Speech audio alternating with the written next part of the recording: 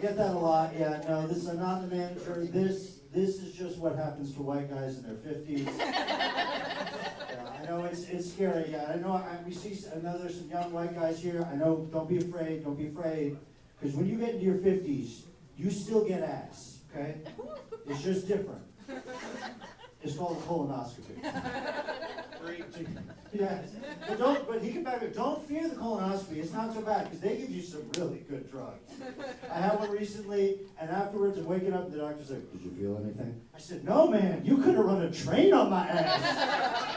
The doctor said, "Yes, I know." As he was putting his pants back on. Still totally worth it, yeah. Because they give you this stuff. They give you this stuff, propofol. You know this stuff? The stuff that killed Michael Jackson.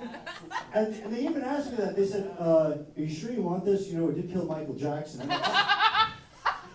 I was like, no, go ahead and make mine a double. Because as any other guys in their 50s will back me up on this. When you get to be that age, we don't fear death anymore. We just don't want it to hurt. So I was perfectly ready to go to sleep and have my last words be as I moonwalked into heaven. So looking at me in my sexy club wear here, you might have figured out that yes, I am a federal employee. I work for the Defense Department. I also previously served in Afghanistan. Worst destination wedding ever. My job in the Defense Department is to try and help soldiers to protect them against the most serious threats they face. Of course, I'm referring to strippers and car dealerships. I wish we could just make it more part of the training to prepare them. Like, "No, Drill Sergeant, 23% interest on an F-150 is not a good deal, no matter how much the salesman says he appreciates my service." Or make it part of the cadence when they're marching. "I don't know, but I've been told strippers are pretty great, but I want to retire, so I will just masturbate. Jerk off, 1, 2, jerk off, 3, 4, jerk off." Just to be clear, soldiers do not masturbate in unison. Marines do. We know that. I mean, we have such a problem in the military, people doing drugs. We not only have to drug test folks, we gotta have people in the bathroom with them, watching them piss. Because so many people tried beating the system using fake penises.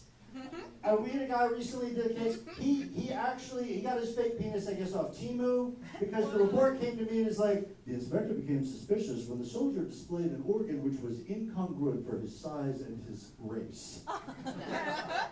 So I was like, let me get this straight. Little white boy whipped out a big black fake cock. Okay. Any folks married? Yeah, oh, wow, that's way too happy. Trust me, I know, I've been married for over 25 years. My wife's family is 100% Egyptian. My family is Jewish.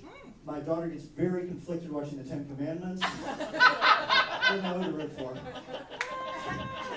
My mother-in-law, she immigrated from Egypt, and she's a very good Christian woman. This woman loves to go to church. So when we were first dating, my wife came to me and she says, "Hey, I want you to make a good impression on my mom. We're going to go to church." I said, "Look, I'm from the South. I can do church." Because I grew up in Southern white church. And in the South, white people, we go to church because we're afraid of judgment. Not from the Lord, but from the rest of the congregation.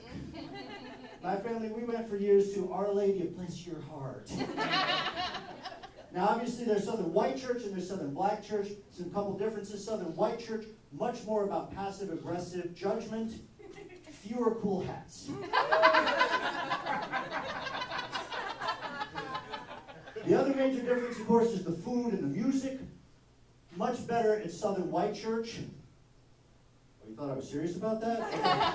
Because I started to go listening, and also I'm here as a warning if there are any black guys who did something crazy, not only date a white chick, but then agreed to spend the weekend with her family, even after you saw Get Out.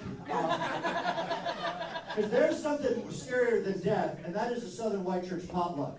All the potato salad is made by white ladies. One word, raisins. So we went to my mother-in-law's church, and this thing used to be a basketball arena. It was a mega church, seated 5,000 people, had a retractable roof. I guess they kept the retractable roof to make exiting easier when the rapture happened. And they didn't have a choir, they had a rock band, and they were singing these 80s, 90s songs and trying to make them sound more Christian, like, "God said knock you out. Jesus said knock you out. Pour some scripture on me."